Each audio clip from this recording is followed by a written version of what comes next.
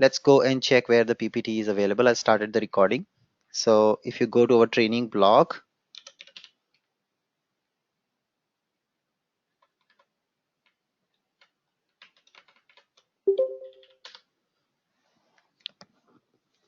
in our training blog, we have a section called session recording, where you will find our training PPT. It's regularly updated. You can see here UI5 training.pptx. This is the one 22 hours ago, and you will keep seeing that updates will keep coming on this in the session recording and presentation tab. Also, yesterday we developed one small index HTML project. You see the number of the class, it was second number class, and for that it's prefixed with 02. So today's class, whatever we build, we will start with 03. So like that it will come. Yeah. All right, let's begin our class. Welcome back to the next session, guys. With SAP UI5 and Fiori training. In the last episode, we talked about the basics of Web IDE, how to set up Web IDE in our local system, and how to use Web IDE development environment either with the personal edition or with the cloud edition. In today's session, we will start with the introduction of HTML5. So what is HTML and why HTML is so popular and used to develop web-based applications? So let's understand what HTML is. HTML stands for Hypertext Markup Language. It stands for Hypertext Markup Language. Now try to understand the first very important insight of HTML. It is a markup language. It is not a programming language. Okay, there is a very big difference between programming language and a markup language. A markup language is not a programming language. So let's note down, it is a markup language. It is not a programming language like C, ABAP, Java, etc. So it is not a programming language. Programming language is capable of doing processing logic, but HTML is more declarative in nature. So what you write is what you get. That's it. This is the principle HTML is based upon. Is what you write is what you get. So that's the definition which you got to give in an interview when somebody asks what is HTML. Now, what is the use of HTML? HTML is used to create static web content. Suppose you want to build a website, okay, a very small website, maybe a bookstore or maybe online shopping website.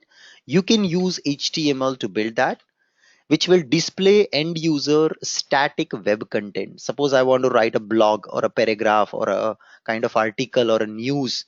I can use HTML for that, which can be displayed in the browser.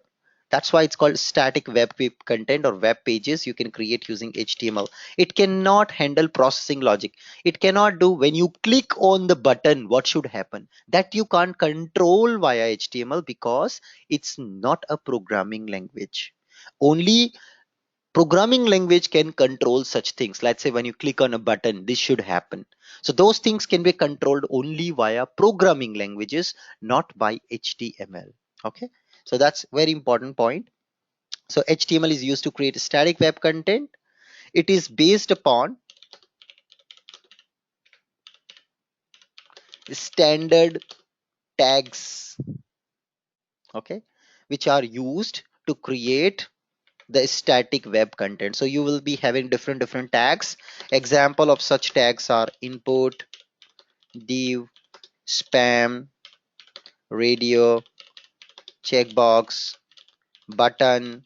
So like this, there are a lot of tags which we use in HTML to create such a static web page. We will be discussing about these tags, but before we discuss, let's understand who is the company which creates, or which is the organization which creates or gives these guidelines, gives these tags to us. There is an organization called W3C. W3C stands for World Wide Web consortium which is responsible to provide the tags listing. All the browser vendors has to comply to the guidelines provided by W3C. All the browsers has to comply with the guidelines provided by W3C, right? So W3C is responsible for creating these tags, responsible for providing these tags. W3C is responsible for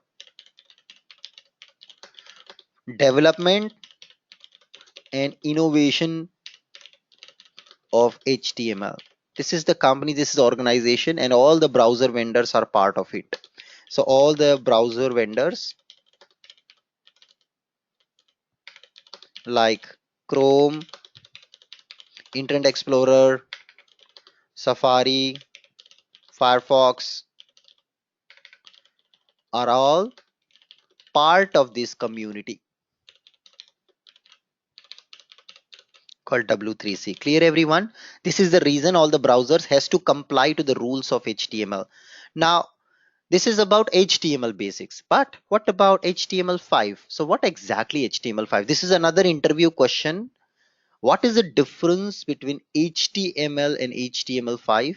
And what is the difference between HTML and UI5? So what is the difference between HTML versus HTML5? Very good interview question. And what is the difference between HTML5 versus UI5? Right? This is the question which might have come in your mind, or maybe somebody would have ever asked you if you would have attended some interviews, or maybe generally people are interchangeably using UI5 HTML5 UI5 HTML. Many places you will see, many blogs when you read, you will see people talking about HTML5. क्या difference है? What is the difference between these terminologies? Let's try to understand and answer these interview questions which are very really important for us. So now going back, let's try to look at quickly the history of HTML. I'll draw a quick table and explain you the history of HTML, how HTML have evolved. So if you really look at the versions of HTML and the year in which it was released, the first version of HTML was released in 1991. After that, the dot-com bubble blasted and people started building websites. Lots of websites have came into the picture. Then HTML 2.0 was released in 1995, and after that HTML 3.2 was released in 1997. Then HTML4 was released in 1999. HTML which was called XHTML. There was an intermediate version in year 2000, and after a long wait, HTML5 was released in 2014. So what is HTML5, guys? Come on, everyone. What do you think HTML5 is? What is the first difference which you can make out with this table between HTML and HTML5? Anyone? What is the difference? Absolutely right. The first difference coming on your board is the difference between HTML and HTML5. HTML5 is the latest version of HTML. It is the latest version of HTML, guys. That's the main difference between HTML and HTML5. It is just the latest version of HTML. And now with that, you can also tell me the first difference between UI5 and HTML5. Who will tell me in the chat window the first difference between HTML5 and UI5? Anyone? Can you give me a clue? Quickly, you can easily tell, guys, the first difference between HTML5 and HTML. Perfect answer, Janardhan. The first difference is UI5 is a framework. We learned it actually in yesterday's class. It's a framework, but HTML5 is a markup language. It doesn't have libraries. It doesn't have, it is just tag based. Right? This is the first difference. Second difference, who released HTML5? Who released HTML5 is responsibility of W3C. Very good. It's responsibility of W3C. But UI5 is responsible, or UI5 is managed by which company? Anyone? Who will tell me? Absolutely, Prudhvi, it's SAP. This is the second difference between HTML5 and UI5. Hope it's clear, guys. Little bit as and when we will progress, we will add and add more and more differences. Okay, so let's go ahead and see how a basic HTML page is structured. So what is the structure of an HTML page? Typically, when you go into industry or when you want to create a website using HTML, what is the structure of an HTML page? What is the structure of an HTML page? HTML page is structured into two parts.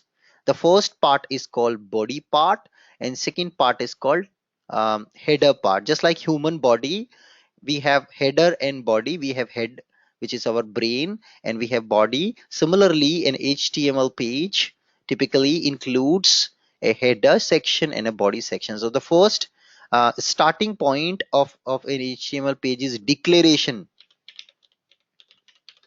that this document is an HTML document or HTML page.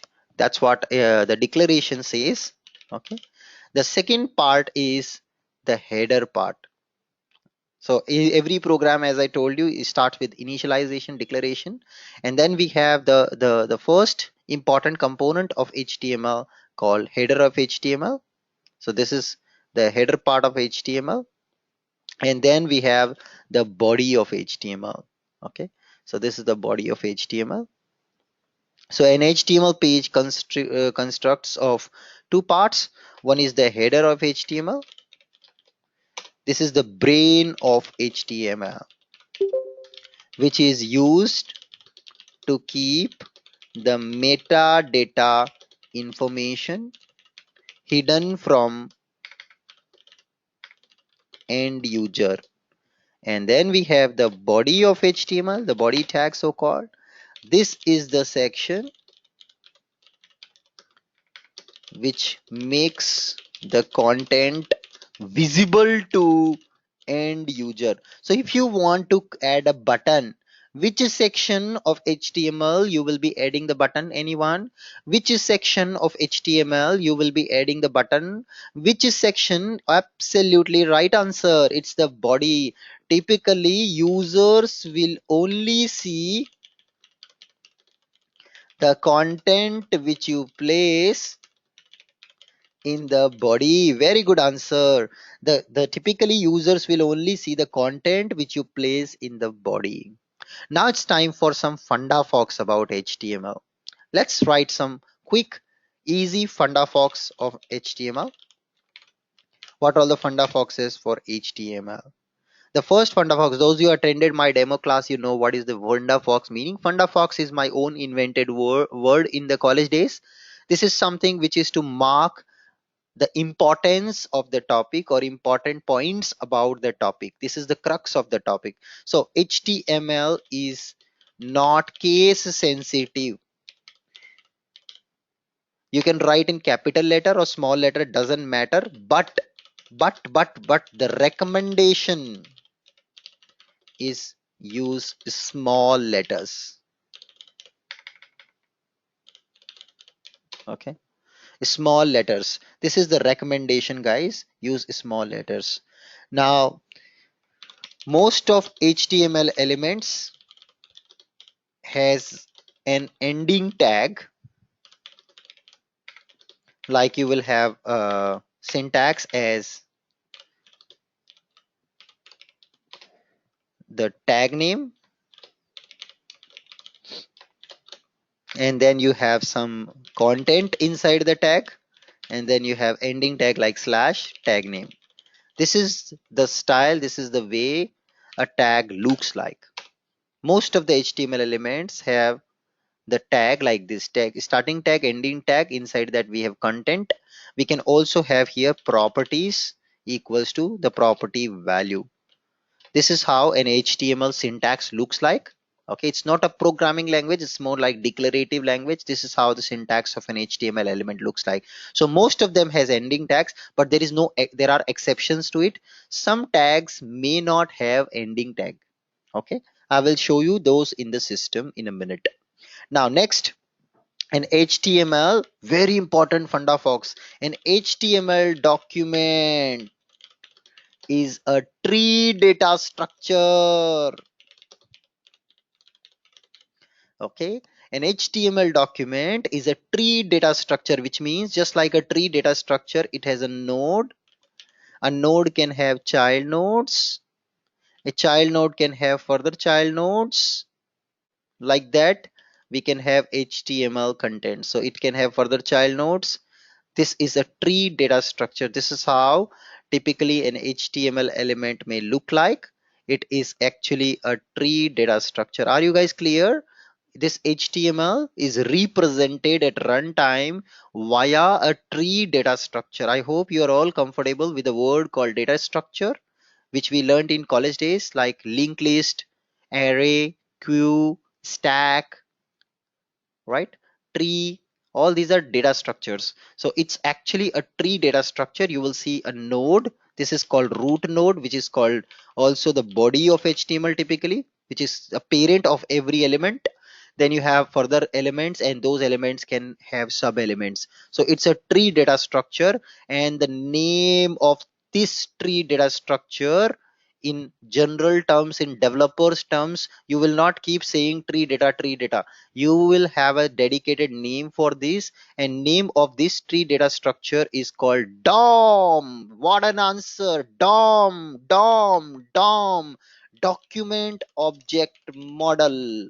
This is the name, the fancy term, the fancy name given to the tree data structure which HTML produces, and this is called DOM. भूल मत जाना, तकलीफ हो जाएगा. This is an interview question. What is DOM? When you run an HTML page, it produces a tree data structure. It is a runtime representation of HTML. That's called DOM. So it's a runtime representation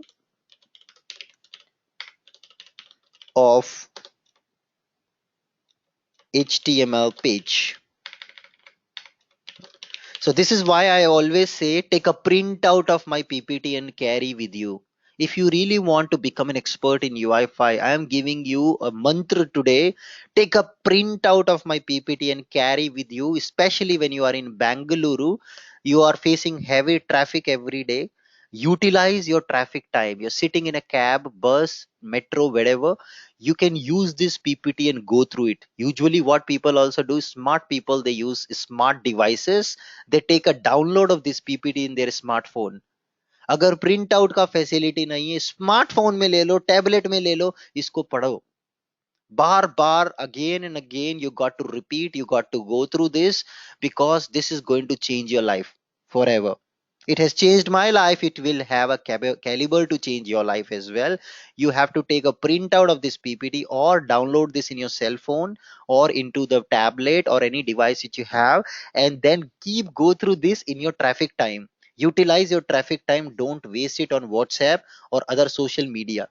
For next 2 months, you have to give a lot of dedication to become an expert in UI5, and I guarantee you that nobody will even come close to you in your company. Very important. So that's the funda fox. Let's go into the system and try to see how we can create our first HTML page. So we'll go back to web IDE, and I will switch to our project which we had started yesterday. So what was the name of the project? I forgot that. Maybe I'll just start a new one.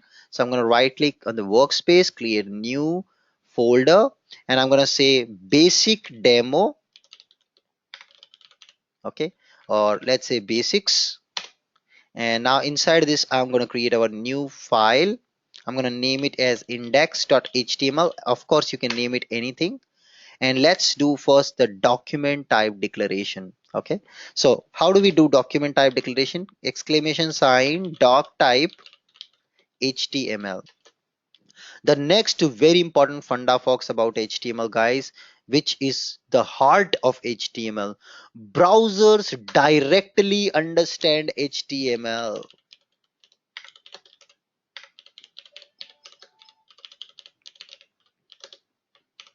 That's the beauty, guys. Browsers directly understand HTML. Can you execute a C program in Notepad file? Can you execute a C program in Notepad file? No, you need C compiler. Similarly, if you look at an HTML page, if you want to run an HTML page with a notepad, you can write it with the notepad and then you can submit it to the browser understand it directly. That's the biggest advantage of HTML. All the browsers, they all built for understanding HTML directly. There is no extra processing, there is nothing extra needed.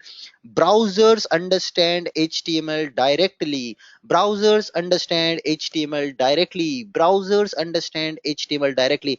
Can browser understand Java directly? Can you run a Java program and run it via browser? Can you run a C program and run it via browser? Can you write an ABAP program and run it via browser? No, you cannot. Browser only and only understand HTML directly. If you give submit a ABAP program to browser doesn't do anything. It doesn't care about it. It doesn't know how to run that. Okay, but it knows how to run an HTML page. So let's go and see. So the first declaration to the browser, telling the browser, hey browser, this is an HTML document which we are writing. That's basic greeting. So whenever you meet somebody, you say hello, hi, right? How are you? Namaste. So like that you will do. Similarly, this is basic greeting to the browser. Hey browser, I am an HTML page. So this is what the first thing is. Okay, so there is no syntax check here, guys. Try to understand, again I repeat, it is not a programming language, hence there is no syntax check here.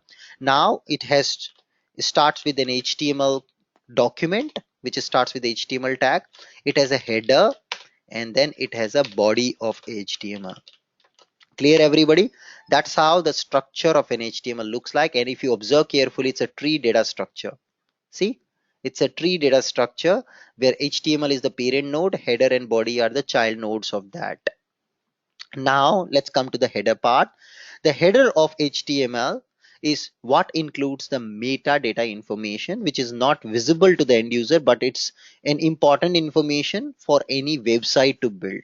So what are all the typical metadata information we have? Now with that also I'll come to another difference, guys, between HTML and HTML5.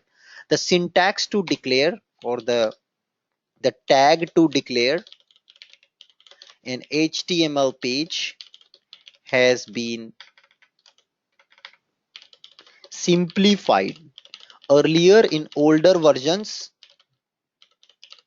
we used to use like question mark doc type, HTML public double quote hyphen w3c dnd slash x HTML 1.0. This was the syntax earlier to declare an HTML file, HTML declaration, and now has been simplified with HTML5 just with doc type HTML. इतना ही डालना है. That's it. It has been simplified. This was another difference between HTML and HTML5. Let's move on and talk about header tag. So in the header now we will put the metadata information. So let's put metadata information here. So I put metadata. Now, sometimes you may say, Anubhav, how do you know that there is a header tag, there is a body tag, there is a meta tag, what to put inside these tags? How do you know? So guys, who is the company responsible for versions of HTML? Anyone? Which is the company responsible for development and delivery of HTML tags? W3C. So there is a website which W3C gives called w3cschools.com. Okay, this is the website which W3C also provides us, and under this you will find HTML tutorials. So please go inside HTML tutorials, and now here you can find the list of all these tags. See here, all the tags are listed here which are available, and this is the documentation which you can refer for HTML pages, HTML elements. Of course, you don't have to refer or learn everything. It's sufficient enough. Whatever I'm covering in the course, that is sufficient enough to proceed. Okay, that is more than sufficient to proceed with the development and learning for your HTML. So let's look at quickly the tag. So I can go and search the tag here. I can search for meta, press search, and now you see HTML meta tag. Let's click on that. It takes you to the documentation for the meta tag here, and you can see the usage, the definition, which browsers it is supported. You see all the browsers the meta tag is supported, right? So a meta tag is the metadata of an HTML file, which indicates couple of information about who am I. It's like who am I? Who am I? Am I built by whom?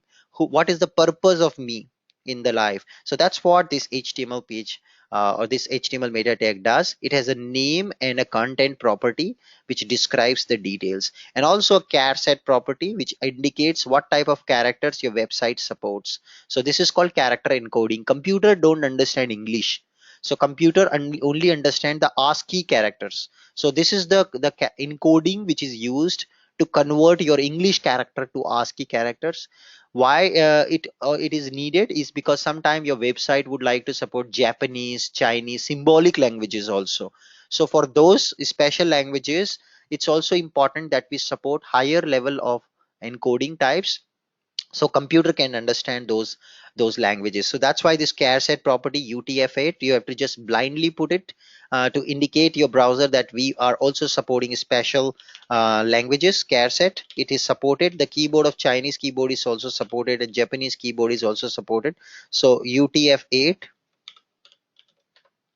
okay, that's what you have to put in the char set.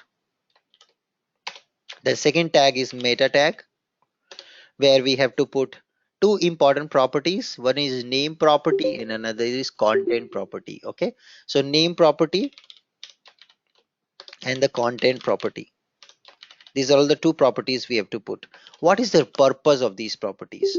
So let's do one thing. Go to google.com, and now I search for Fiori training. Okay, so my keyword, what is my keyword here for Google search?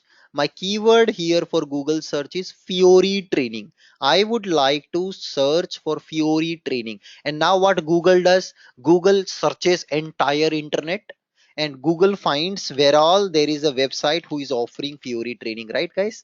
So can you see, this is the Fiori training online, these are Fiori training material. So you see, these are all the different keywords which we have. So when you search for a keyword here, watch out, see I'm searching for a keyword and press enter. You can see it has found out lots of different websites. You see my website is also coming on top. How come Google finds that this website onlinefiorytrainings.com is actually offering Fiori training? Anyone? What do you think Google looks forward to find out and show my website in that results? And you see other websites also. Why? What is that Google does? It is based on keywords. So how does Google know? Your website has to offer Google a service. It has to offer Google and tell the Google, hey Google, I am offering a Fury training, right? So otherwise Google will never know. So how do you tell the Google that I am offering Fury training? So that's what exactly is done here with meta tag also. So meta tag, you can specify keywords, and here you can mention my website is offering Fiori training, UI5 training. So any search engine who is searching the internet, look into the metadata of every website and finds, okay, yeah, there is a website as an HTML page which is also offering Fiori training or talking about Fiori training. So it has to be displayed in the search result. This is a relevant website based on the keyword which user typed. Are you clear guys?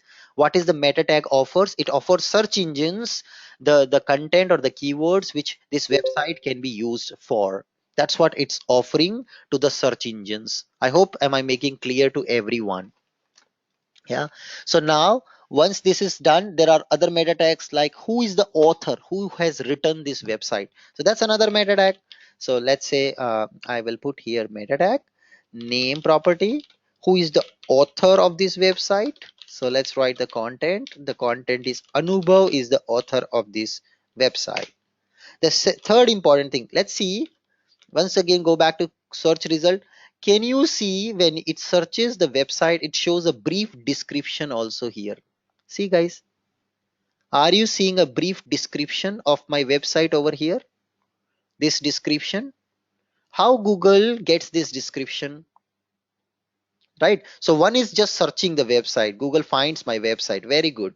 But what about this description, from where it is coming? This also comes from the meta tag. Absolutely, yes, this also comes from meta tag. So there's a meta tag which website owners or the creator of the website writes here, description. ये description as it is Google उठा लेता है. So now this website is sponsored by online fury trainings.com. So this is how Google will also use this description and display it to the user in the when it is found in the search result. Of course, this website which I'm creating is local to my computer. It's not published on internet right now. Second thing is it also depends on a lot of other factors to come on top of the Google. So for coming on the top of the Google, there is a concept called SEO, search engine optimization, which you have to learn to bring your website on top, because Google is a big world. You see, there are so many websites who are offering Fiori training. It's huge ocean, but it does not guarantee that you will come on the top. You may be coming somewhere at 100th page, but it will definitely come. Google will definitely bring your website on the result based on these keywords which you are putting here. So are you guys clear with meta tag? What is the importance of meta tag? This has nothing to do with the end user. This is all about behind the scene functionality of your website. Yeah, your answers in chat window motivates me. If you give me answers in chat window confirming that you understood the topic, it gives me more motivation and more energy to give you more and more content, to give you more and more content as part of the class. So please participate at least with yes and no, so that gives me more energy and give me kind of more motivation to tell you more and more things about the topic. Cool. So now coming to the body part. In the body of HTML, we're going to write some content. So let's try to start with our first element called P element. P stands for paragraph. And I'll say, or maybe I'll start with the heading element, H1 tag, and I'll say, what is HTML? So that's what I'm going to write. So I'll just save this. And what is a good practice to test it? So just click on this run button, and now I see it's running here. I just cut that URL, and I will now go and run this in another browser window in parallel. So you see it's running. You see guys, browser is not printing this H1, right? Browser is not printing this H1 because this is what browser is built for. Browser understand H1. What does H1 means? It means a heading tag, and that's why browser is just printing the content. Is it printing the H1 which you have written? No, na? Because browser understand what H1 means. Browser directly understand HTML, guys. Browser directly understand HTML. So that's what is happening. It is printed what is HTML on the UI. Now this I called side by side approach. You are writing the code on the left side.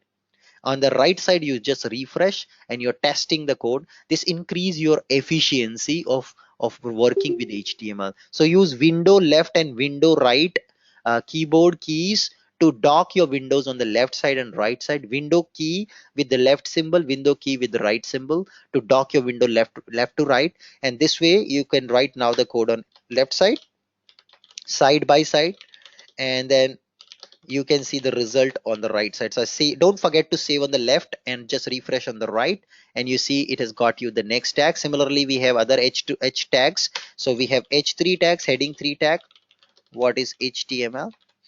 We have H4 tag, what is HTML? We have H5 tag, what is HTML? Up to H6 we have these tags. We have H6 tag, what is HTML? Save this, refresh, and voila, you can see on the right side the different font sizes which the heading tags offers. So you see different font sizes which each of the heading tag offers us, and that's how they are built. Actually, that's how they are rendered. Now next important point to note that we will use one of the tag and I want to comment rest of them. How can you comment the piece of code? So select in web IDE the code which you would like to comment and press Control Shift slash. Control Shift slash, select the block of the code which you would like to comment and press Control Shift slash. Control Shift slash I'm pressing. You can see with the Control Shift slash what I press, it has commented this piece or this block of code. Yeah, that's what is being done. And now just gonna select these first two also probably, and just to Control Shift slash, and you see this one also got commented. So I have only H3 should come up.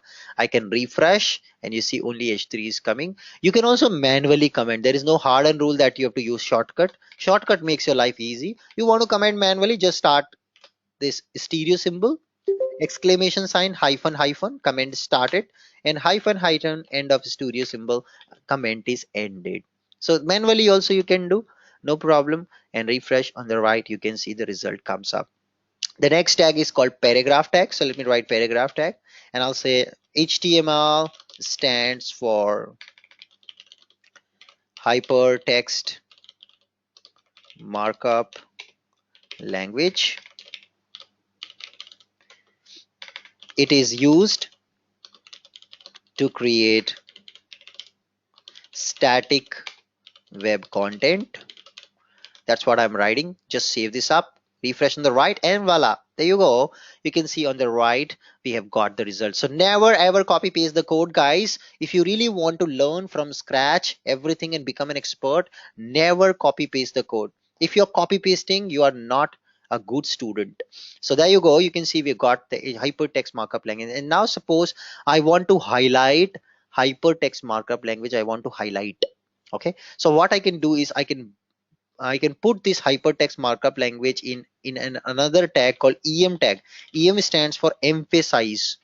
So only this particular text which I want to highlight, I put in a em tag, em start and em end. Save this. Let's come back on the right, and you see it is little tilted on the sides, as compared to the other text which we have. That's kind of emphasizing that particular tag.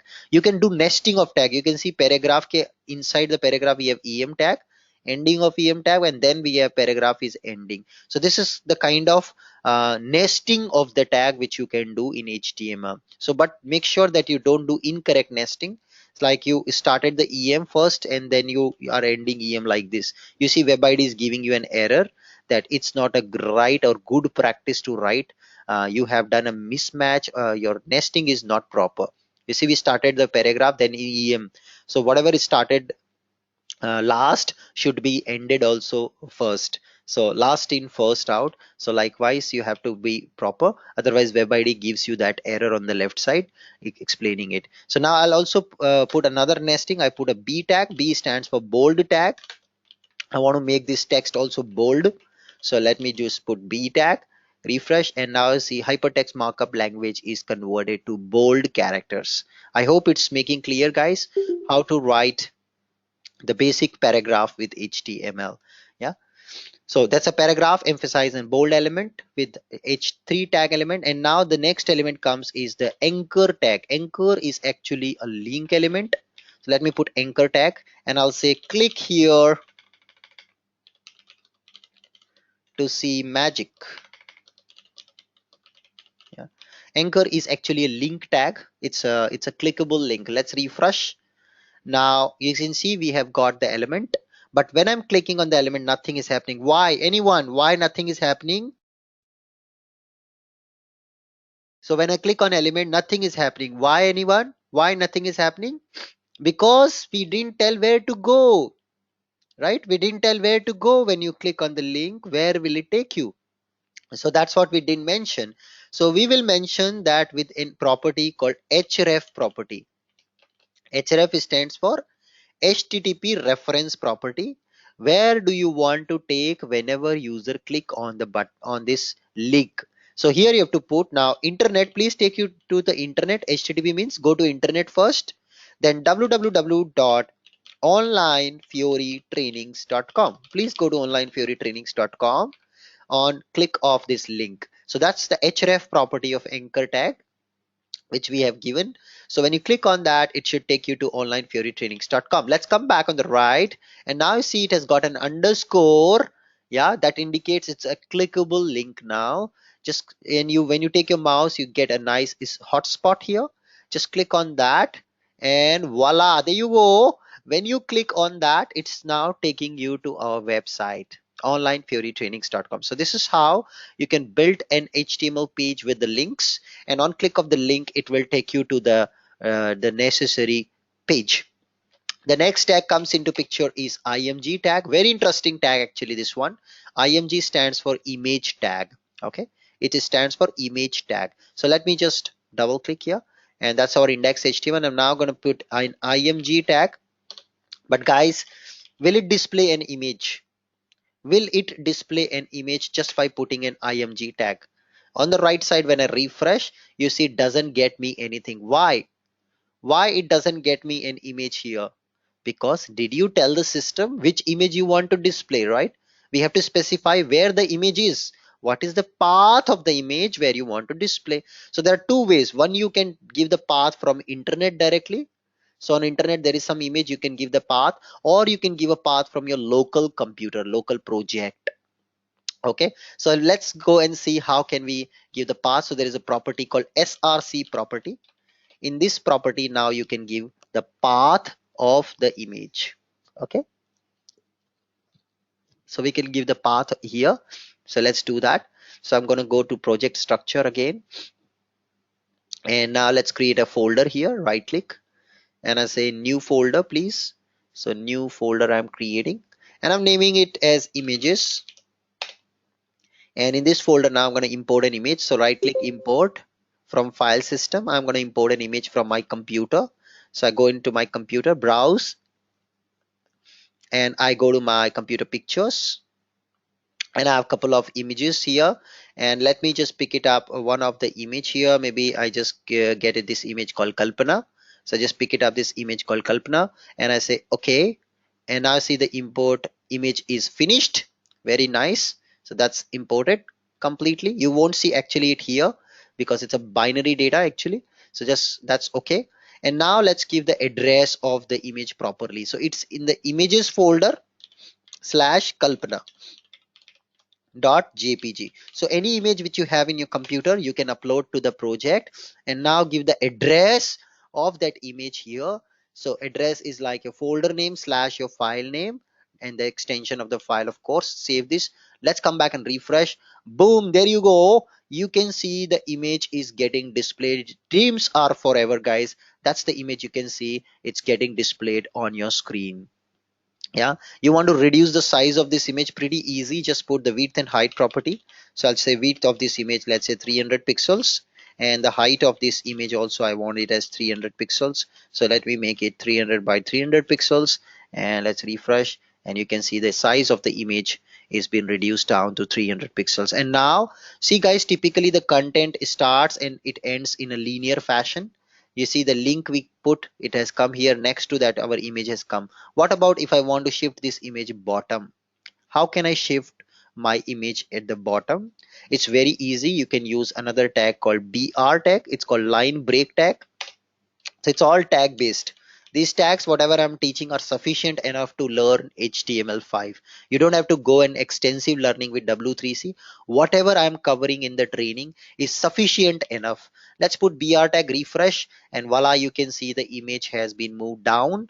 It's not coming now in the straight line, rather it starts with a new line. That's how you can use BR tag. And now guys, anyone, can you make a clickable image?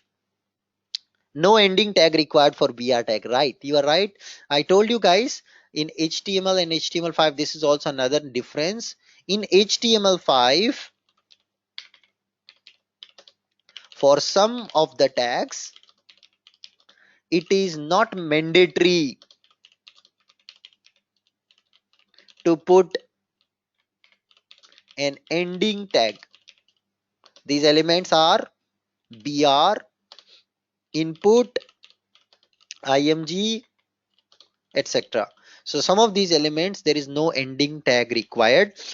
Look at here, for IMG tag also I did not add an ending tag.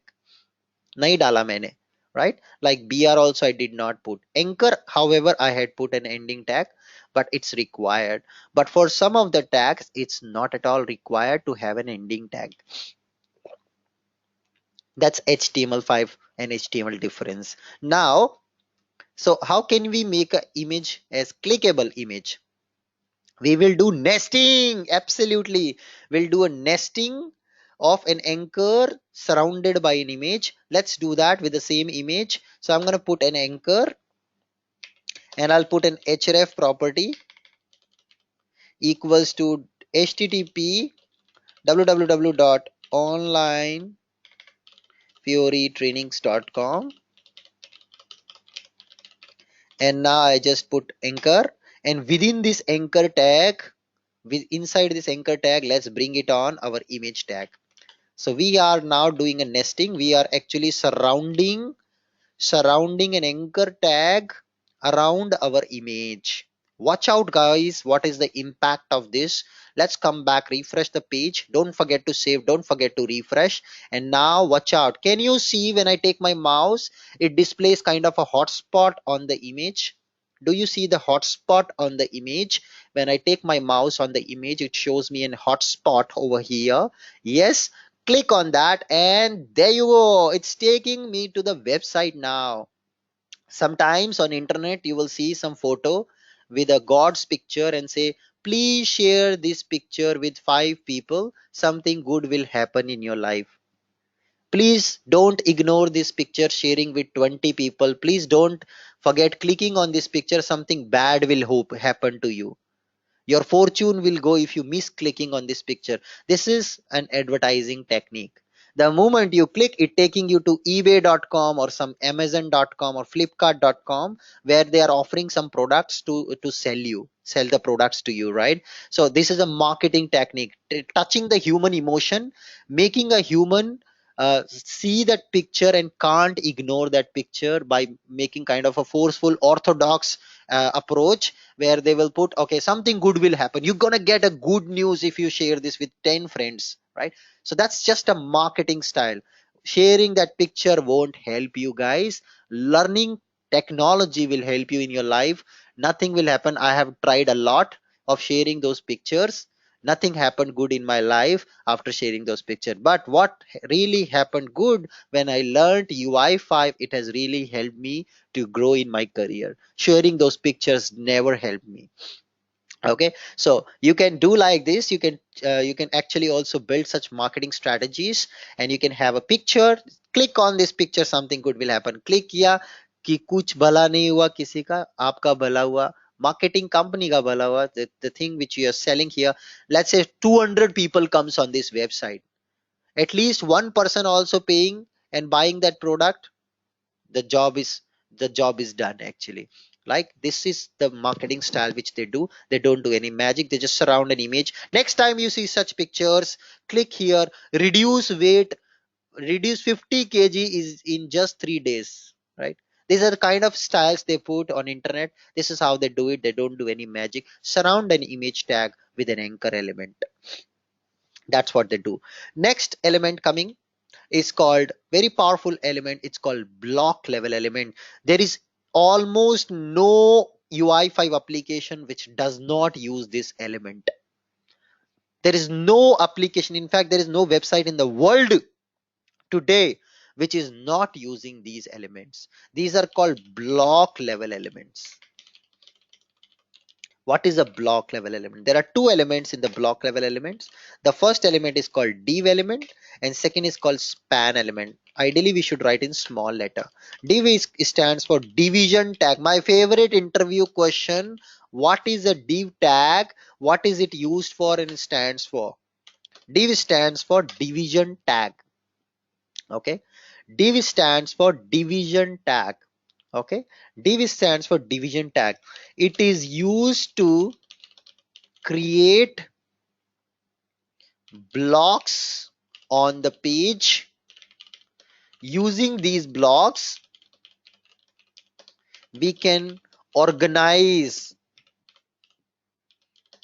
our web content. I hope it's clear guys.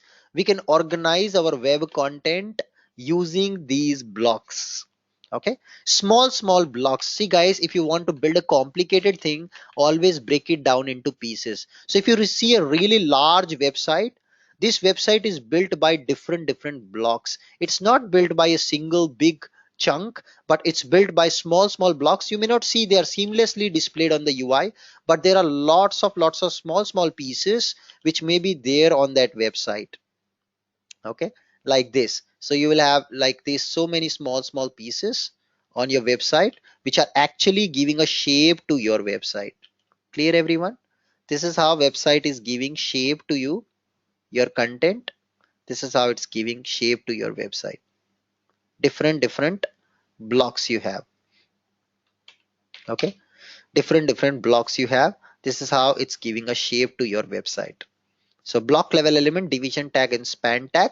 This is how the website is built. So how these small blocks are built, and inside these blocks we have the content. Each will have input, paragraph, label, articles, lot of things will have inside, images. So they are all inside these blocks. This is called block level element. The element doesn't have its footprint by its own.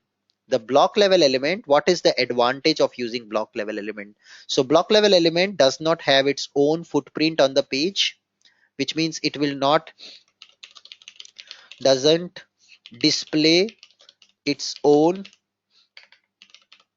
rather it encapsulates to group similar types of or category of elements which are logically related. Okay, it's basically grouping the elements together. The next important advantage, whenever we use div element, it starts with always a new line. Always and always it starts with a new line. That's the biggest advantage. So there is no need to put a br tag anymore. Okay, you don't need to put a br tag anymore to start your element. It always starts with a new line. That's what the advantage of div element. So always, every website which you see, most of the websites have div elements inside. Now coming to the span element, it's called inline tag. Again, this is also used to group similar types and category of elements, but does not starts with a new line. Okay, then you say, Anubha, what is the difference between span and div? That is also grouping, this is also grouping. Guys, the major difference is it does not start with a new line. The div tag starts with the new line, but this one doesn't. So you see on the top, this one, can you see these two group of elements, these two elements? Yeah, these two elements, you see they are coming in the straight line. In the same line, still there are two blocks. So this is one span tag, this is another span element. So there are two span elements inside, and both of these span elements are part of this outer div tag. So like that, you can have one parent div. That parent div has two span tags in line element. They are both in same line actually. Okay, this is a great advantage. We will discuss this in upcoming days, how the div and block level, the div and span, which are block level elements. So these block level elements are mainly used with a class property. Class property stands for classification. Don't go with object oriented class concept. It doesn't mean object oriented class. It means classification property to group similar elements and give same kind of styling to them. Okay, that's the main purpose of the group elements. So these are grouping, for grouping purpose. Let's see an example. So what I'll do is I'll just come back and I'm going to create a label element, and I'll say username, and I'm going to create an input tag. This is for creating an input field. Now again, I'm going to create a label, say password, and I'm going to create an input tag. Okay, so I have created a label input, two elements I've created, and now let's come back and refresh the page. You can see this username coming. कहाँ पे आ रहा है ये देखो, it's coming after the image, it's coming here the field, password is coming here and it's coming here the field. And when I change the sizing of the page, it automatically, you know, kind of adjust itself. It is not kind of fixed, it doesn't give a good look and feel, it looks very dirty sometimes. So I want to structure this, I want it to be in a proper way. So what I can do is I can do grouping. So I'll say this is my one logical group of elements, label and input. This is another logical group of elements, label and input. So I'll surround it with two div tags. So first div tag, sorry, not div tag, it's div tag. And now inside this div tag, I'm going to group my label and input here. Now the beauty, guys, you remember, it's starting with in the same line, the username starting in the same line. Now what will happen the moment you surround it with div tag? Anyone? What will happen naturally when you surround it with a div tag? What is the advantage? It will come automatically in a new line. Perfect answer, because div element always starts a new line automatically.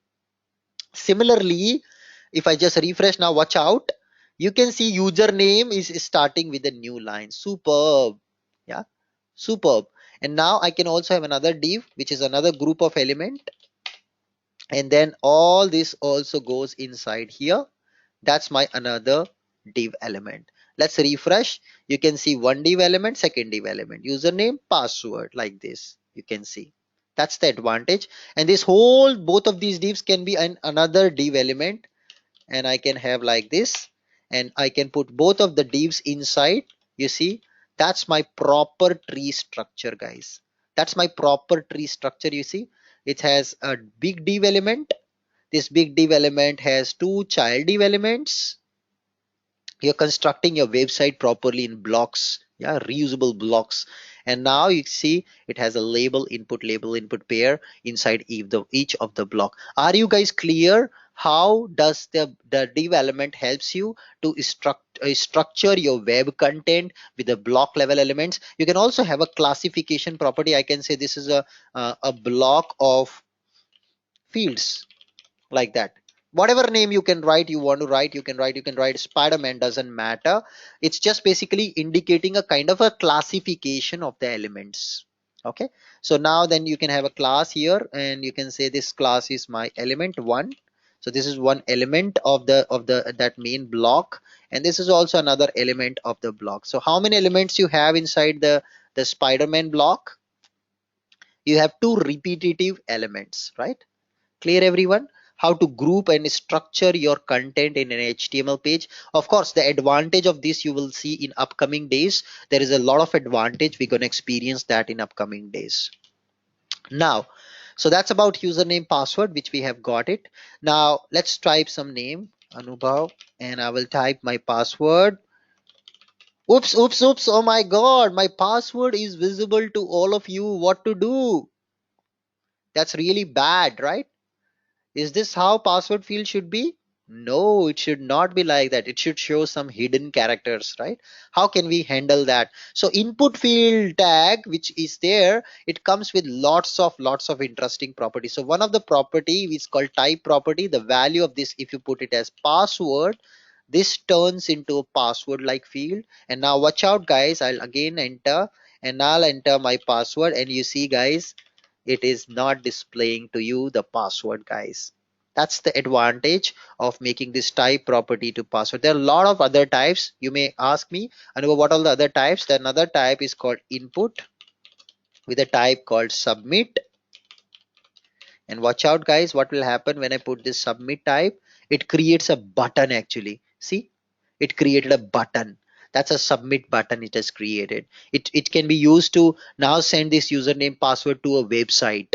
We can send username password to a website using this button. I'll show you that in a minute. So what you got to do, mandatory part to send a request now to a website with this submit button, you have to put all these elements inside a form element. So there's a form element you have to put, and then you have to put form element. Inside this form element, you have to group all these elements to send now a request to a website. Okay, so send now request to a website. This is what you have to do. Put all these three elements, username, password, and this submit type button in the form element. Now which website it will send this username, password? The first important thing, main thing, you have to put here name property. This is mandatory. What is the name of this parameter you want to give? I'll say USR name is my parameter, and for this input tag I will say again a name parameter as pwd something. I'm putting username and I'm putting password, and then submit button. And now which website it has to submit, that you have to give on the top. Just put an action property. So whenever some action happens, like this is an action, so whenever an action happens, please go to http onlinefury trainings.com. So I am sending a request to this particular website on internet by sending my username and password from this particular form element. So this is a form element. In this, whenever somebody triggers a submit button, automatically a request will be made to this website with this username and password will be sent. Somebody is asking, don't we have a graphical editor? No, we don't have a graphical editor for HTML in web IDE. We don't have. And guys, that's even better, because writing the code is little hard work. Don't you want to do hard work? You should. You should. If you want to become an expert, you should do hard work. So this is a one-time effort, but it will give you a great level of expertise. That's why never copy paste the code. Do it line by line. Okay. Save this. Now see, we have given a name for each of the element, and now we are going to just click on refresh and enter some username Anubhav, and I'm entering some password, and I click on submit button. Watch out guys, the moment I click on submit button, boom, it is making now a request to my website. Watch the URL, watch out the URL now. Let's bring it on the URL in a notepad file. Can you see it has appended the URL parameters? The URL which it is calling, it has got the URL parameters, it has got the username which I've entered, and it has also got the password which I entered that in that field. Whatever password I entered, this was the password I entered. It is now making a call to the website by sending these values from my website to that website via these URL parameters. So this is how a web page can make a call to a website by sending the parameter to that website. But this is actually a security breach, because your password is visible in the URL. It's a security breach. So how can we avoid that? To avoid that, instead of using the method which is used here called, actually used a get method, we have to use a method called post method. When you use a post method, the URL parameters won't be visible to the end user in the browser window. Okay, so it will still send those parameters, but they will be sent in the background. They will not be sent on the foreground as part of URL parameters. So now I come back, refresh, and again I enter username, password, and I'll say some password, click on submit. You can see now it's saying forbidden, which is okay. But if you just go on the top and check the URL now, this URL does not have now the URL parameters anymore. Yeah, forbidden, why it's saying? Because my website onlinefurytrainings.com don't have a handling. It doesn't have a handling of these parameters actually. My website does not have a handling of these parameters, name and username and password. I don't have handling. I don't have a code on my website to handle this request. That's why it was saying forbidden. But just try to understand that these parameters are sent in the background to that website in a post call, which is in a secret way. It sends it behind the scene to the website. I hope it's clear how to make a call to a website by sending the username, password to that website and using submit option. Now guys, one important fundafox, another fundafox for the session. So fundafox, what is fundafox here? The fundafox is to try to understand every HTML element has a unique property called ID. element can have a property called id property, which identifies an element on screen uniquely. Okay, very important. How your company identify you? Anyone? When you go to your company, on what basis your company identifies you? Based on your name? No, because if your name is Srinivas, there may be hundreds of Srinivas in your company. It's based on employee ID. Similarly, on the HTML page, every single element can have an ID property. Can have, understand, can have an id property, not mandatory, but if you want to uniquely identify every element, you can have an id property. So let's put an id property for input field. So this is my username, and you can give any id, it's your choice, and this is my password. So it's possible to have two element with same name. So this is possible. This one is absolutely possible. You see here, this one is possible, but having same ID is not possible. Are you clear?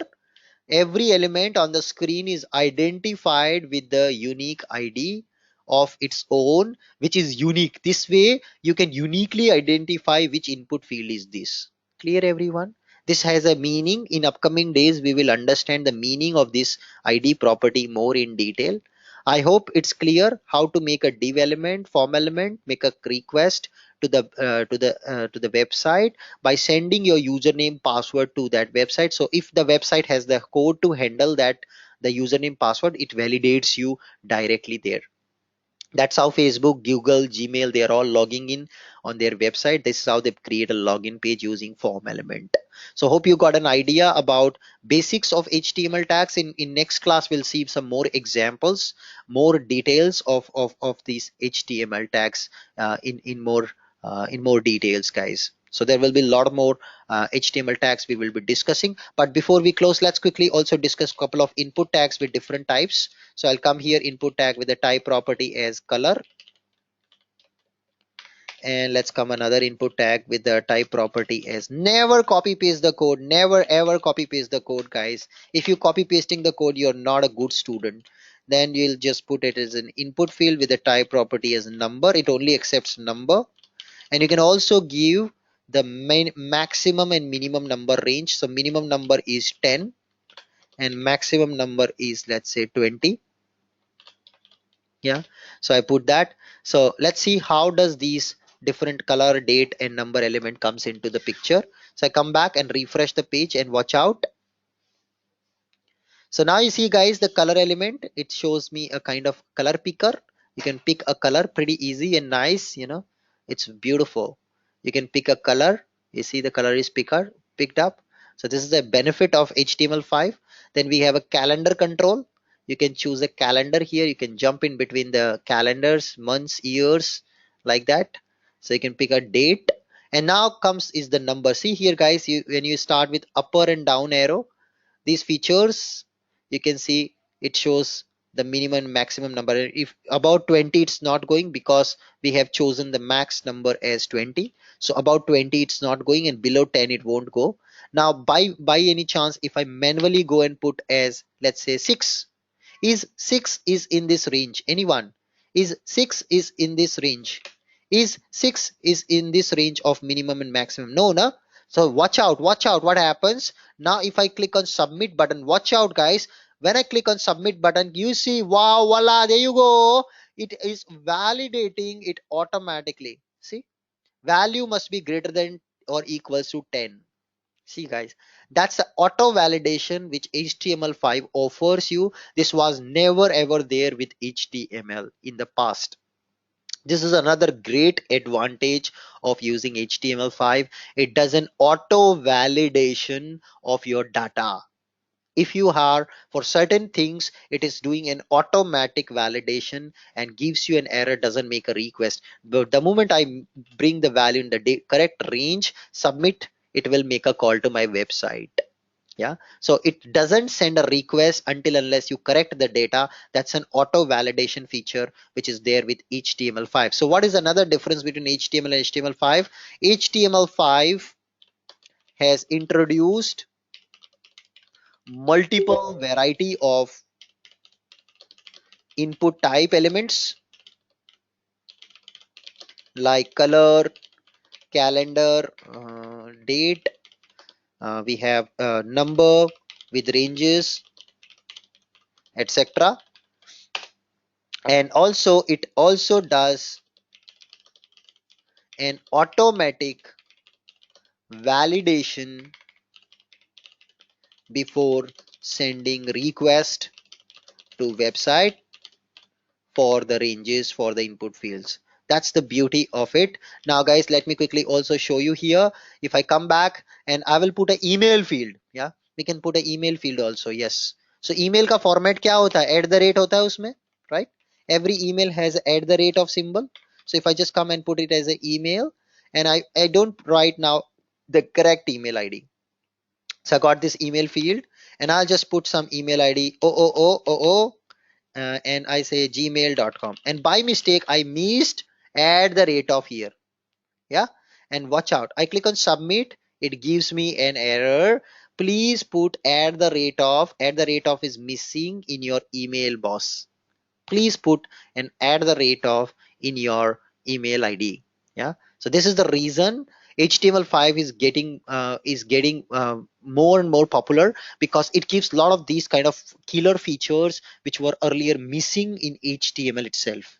In core HTML, those features were not there, guys. That's the biggest advantage of using HTML5. With that, it's a wrap on today's class. Time for your questions. Any questions, please feel free to ask. Your lines are open. You can unmute and ask your questions. There's a question how to align your input fields. We will discuss this question in the next session. It's a heavy dose of antibiotic right now. We'll discuss about alignment in the next class. We have not yet opened the chapter for CSS. CSS will help you to do that.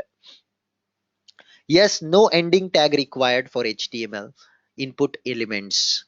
You don't need an ending tag for input elements. It's not needed. Any other questions, anyone, before we close today's class? Please explain HTTP equivalent tag as we see that in index HTML. Okay, HTTP means I want to go to internet. Okay, HTTP means if you just put www.onlinefury.com, it doesn't consider it to go on internet actually. So if you come here, refresh, and you click here, it gives you like this. System does not understand where you want to go. So when you put HTTP, it is indicating the system that hey, this whatever I'm typing, that has to be looked upon on internet. If you don't put HTTP, system thinks that it is found in the local computer. Okay, it is considered to be the local computer part. Okay, there is also a question called HTTP EQUI. Okay, EQUI, that tag you want to see. So let's go for that on W3C. So HTTP EQUI, it's called HTTP equivalent tag.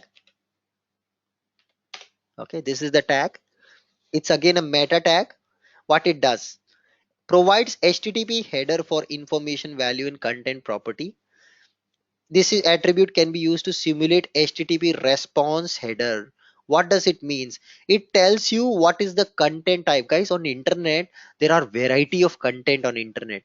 For example, text file, HTML file, CSS file, JavaScript file, image file, octant stream file, video file, audio file, JSON file, XML file.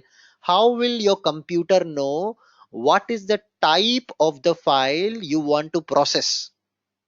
How do your computer know what is the type of file you want to process? So that is what HTTP EQUI tag does, EQUI property does. It tells the content type, and you see here the content type which we are creating is HTML type. Sometimes you want to create an XML content, so in that case it will be XML here in the content type property. Okay, so that is basically to identify the type of content you would like to create. Also, this property tells a refresh cycle. Sometimes let's say I want my website to auto refresh after every 5 seconds. Okay, I want my website to auto refresh after every 5 seconds. I can come here and put this http equi tag. So http equi, whatever was the tag, it was equiv, and in that I can put now the refresh cycle. So I can just come here, I can say refresh, and then I can put what is my refresh value. Yeah, so I can now say content, and after every 30 second my website should refresh. So let me put it 5 second. So after every 5 second my website should refresh automatically. Yeah, automatically my website should refresh after every 5 seconds. So that's what I can put. And now let's see on the left side, I'll put in h1 tag. Did it work? I click on save. Watch out, 1 2 3 4 5. Boom, there you go. You can see I did not click refresh button. It has auto refreshed my website after 5 seconds.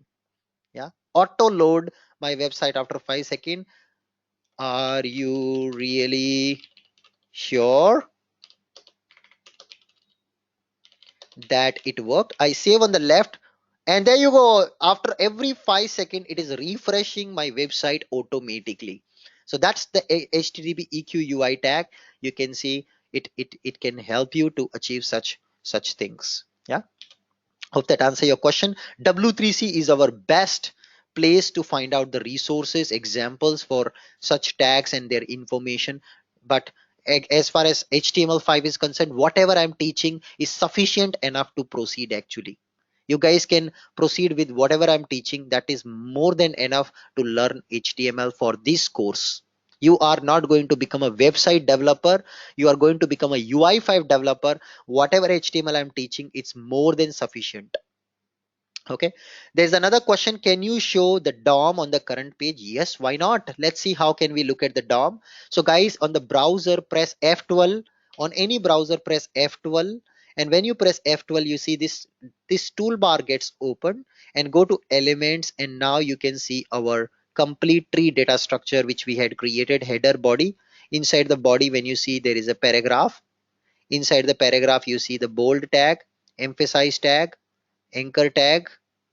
Okay, it's refreshing. It's kind of troubling me. So let me increase this to 50 second. And now you see we have got anchor tag. We've got an image inside. We've got div tag. Div has a form tag. Form has a div tag again. And that has those two elements. Again, it has a div tag. So you see, this is your tree data structure. This is your DOM, which you can always see in the elements section. Yeah, very powerful concept of DOM. You can, let's say I want to see where is this, what is this element, how it is constructed. Just right click and say inspect. Yeah, right click and say inspect. It will directly position you into the DOM element. So it directly takes you to the DOM. This is the DOM element which is created for that UI element on the page. Browser only understand HTML directly. You can see it directly shows you, takes you to that element in the DOM. Very powerful option. This is our best friend. We will explore more about this F12 option in upcoming days. That's how you can check the DOM. Okay, you can also right click and say view page source. On the page it will show you the complete HTML content which you have written. It's visible here. View page source, you can see complete HTML. Exercise for today, what you got to do. So let's move to the exercise for today's date.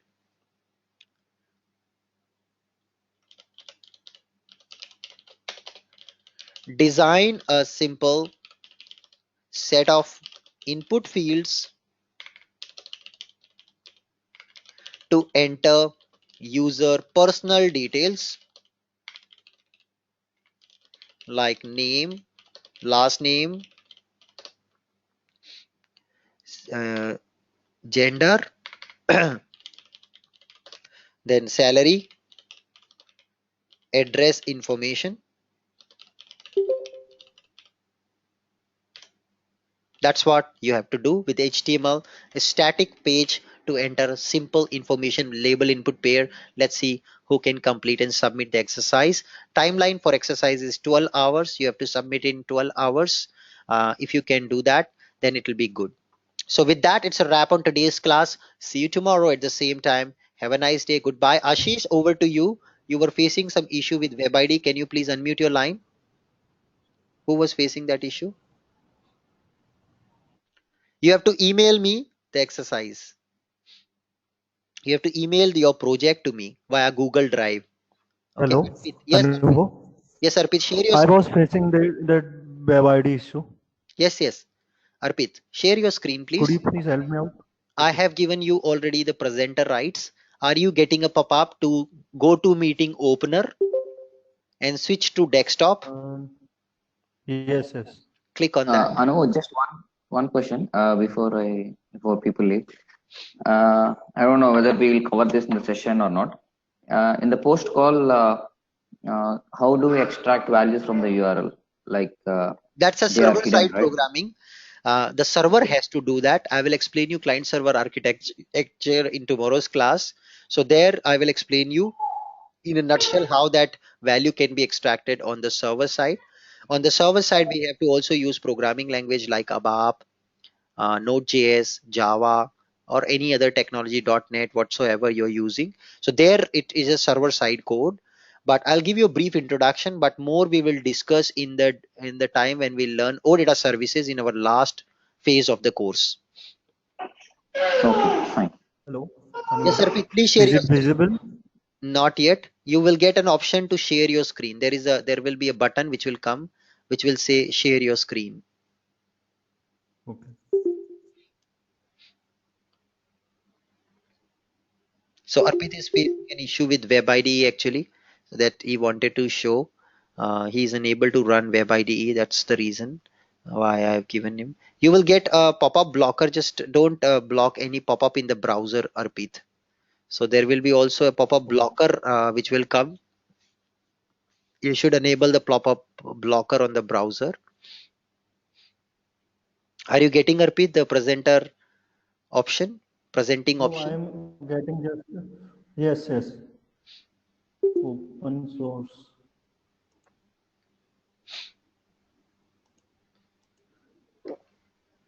There are three options: cancel, switch to desktop, open source. Switch to desktop. Yes, I have just selected. It will reconnect you actually. Just make sure that you are not blocking any pop-up on the browser. On the top right corner of your Oh, address bar, there is a pop-up blocker which you should enable. yes, it is enabled. But we are not able to see your screen still. Okay. So SAP UI Commons library is actually deprecated by SAP already. It's also given in the documentation. Once I will refer to the documentation, you will understand that in detail. So do not use code blindly from internet. It will be little tricky and difficult for you to follow up with it. It will take All some right. time to develop some maturity for all of you. It's a new topic and it takes time. It takes time. You can't become expert in one day. Of course, trying out is nothing wrong. I encourage you are trying out. That's very, very good. But please make sure that while you're trying out, also be careful that some libraries are deprecated. They may not work. And now we can see Arpit's screen. Go ahead, please. Please share the doubt. Please share what you are facing, the issue with WebIDE. Arpit, can you hear us?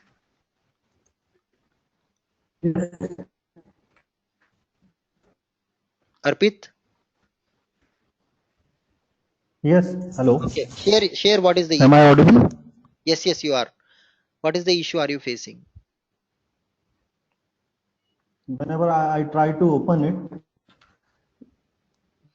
Yeah, please open that. We can see your screen. yes, it is giving this type of error. Reload. Okay. No, your screen is frozen. Can you please share your screen? It is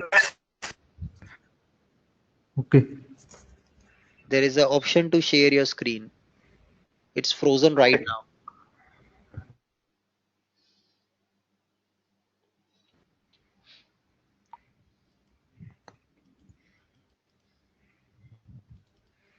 Okay, I give you presenter rights again. Now you share again, Arpit. Click on share button again. Okay. Hmm.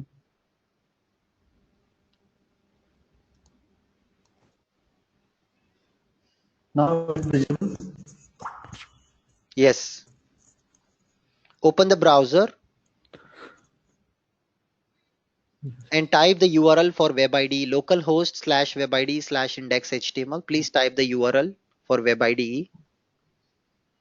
You are writing everything in capital letter, Arpit. WebIDE / index HTML is in Because small I, letter. Did you check my PPT? What URL I had put in my PPT? Did you check that, Arpit? yes, sir. Then why are you writing in capital letter? I have also tried with a small letter too, but Let's it is try not that. working. This error was Localhost :8080 / webide / index.html. I will ping you. You can use that as it is.